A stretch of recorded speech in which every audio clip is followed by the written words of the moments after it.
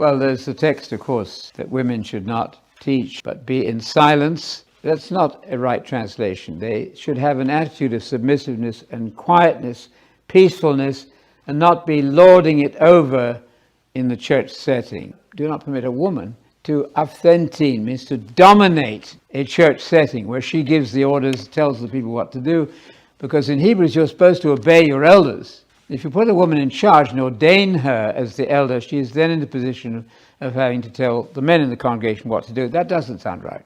As ordained as minister, it seems to me that Paul required people to be a husband of one wife. I don't think he ordained women. However, we balance that immediately by saying that he wanted the women to speak. Women speak in 1 Corinthians 11. They're prophesying, which is not just making a prediction. They preach. Women preach first, obviously. Were they ordained officially? I doubt that. An ordination is an official thing. Paul told Timothy to go to Crete and ordain elders in all the churches. That seems to be very clear.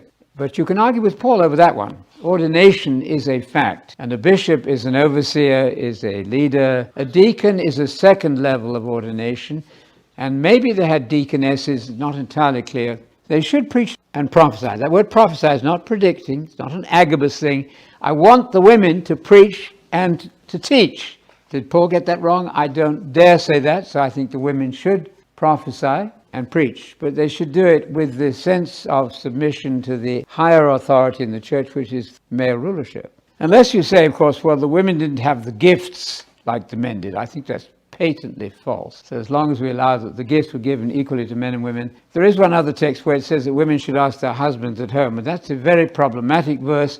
That may in fact be not what Paul is saying, it may be what they're saying. Some of you are saying that women should not say anything in the congregation, they go home and ask their husbands.